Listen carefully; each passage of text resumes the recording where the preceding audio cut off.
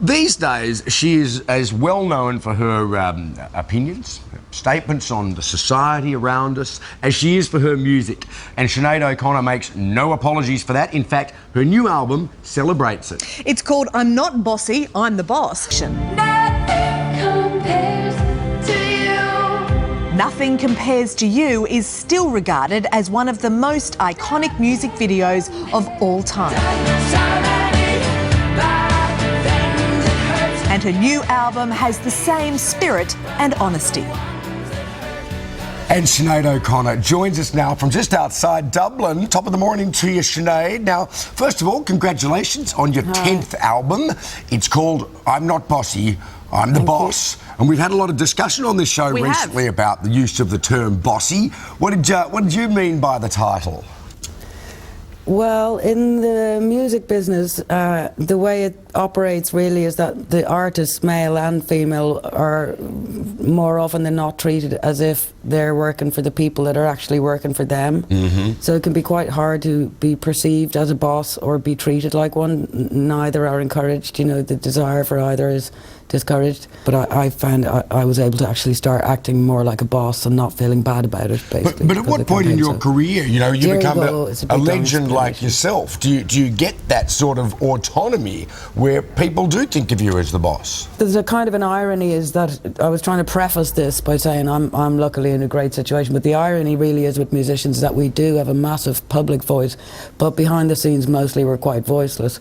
You know, from the time that you sign a deal as a teenager, that is the whole mindset from the beginning is that it's inculcated in you this idea that everyone is doing you a favour, and you go along believing that, and to question people who are working for you, like your lawyer, your accountant, or your management, or things like that, you would feel as if you're hurting the feelings of people who blah blah blah blah blah.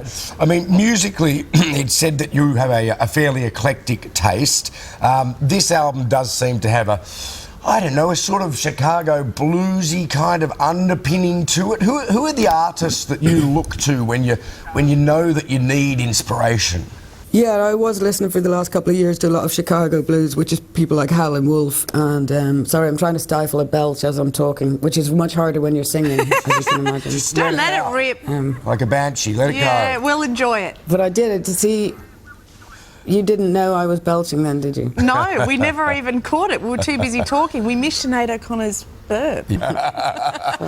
I would never, it's the best way of putting it, you fall in love with things, music, you fall in love with sounds, you fall in love with people, you fall in love with, you know, people, just strangers as friends or whatever, you know, you fall in love with trees, whatever, do you know what I mean?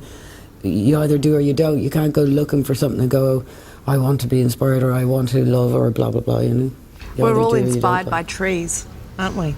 Bonsai in my case. Bonsai, really. Sinéad, we're super observant here down under in Australia. We couldn't help but notice you've got hair in the album cover shot, looking fantastic. Take us back to the decision to shave your head in the first place.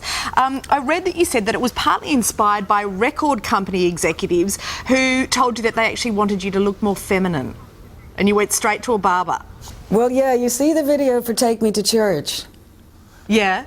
With the hair and all. Yeah, and long red hair, right? Yeah, and the latex dress and all that stuff. That's what the record company guys back in 1987 asked me to do, to look like. They wanted me, before I put my first record out, that's what that was going to be the thing, and I was going to always look that way. And I had a bit of a Mohican. It was kind of like this, but I had a Mohican.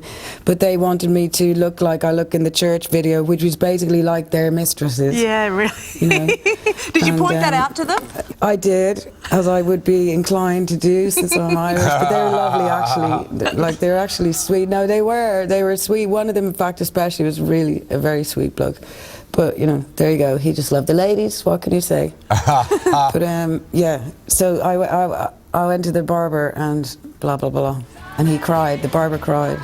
Really? Wow. You could have said to him, look, if you want me to look like your mistress, start dating a Native American mistress, okay? And then we'll look very similar. We'll both have Mohicans. Why? Are they? Oh, you know, yeah, I like Mohicans. I was kind of half contemplating one, but I think I may be a little far gone. But hey, maybe old ladies without Mohicans would be great. Sinead, quickly That'd be before we kinda let you go, in looking through your songs online last night, the new songs, the songs from your, the last 25 years of your career, and eventually, of course, I got back to Nothing Compares to You, and I'd forgotten how visceral, how, heart-tearingly sad and direct that performance of that song was. It made me cry as you cried, frankly. Do you still, after all these years... It made me cry. After all these years, can you still find those sort of depths of emotion in song? Yeah, I mean, you have to. If you're a singer, your job is to be completely emotionally open in all areas of your life. It can't, on stage and off stage, that's your job. Like, that's what a singer does. Like, 'cause songs are there to say the things there aren't words for, or the things that are hard for people to express. Some stuff there isn't really words for, and often it's not about the words, it's the sounds. That's why Van Morrison, it's one of the reasons Van is such a powerful artist, because sometimes it really isn't about what he's saying, it's the sounds he's making, that sometimes there's only sounds for stuff. And if you're going to do singing for a job, really, that you've got to understand that, and you've got to be completely 1000% emotionally open on stage and off stage, and what do you call it, 1000% emotionally honest off stage and on stage all the time. Like, well, you certainly were that. I did the exact same thing last night and cried as well. Thank you so much, Sinead. It's a true honour to speak with you this morning. Thank you so much for being with us. Thanks. Thank you. Cool. Cheers. The one and only Sinead O'Connor right there. In all honesty, which is also, of course, a place of great vulnerability for artists. There you go. Sinead's new album, I'm Not Bossy, I'm the Boss, is out now. That's it, and details are on our website.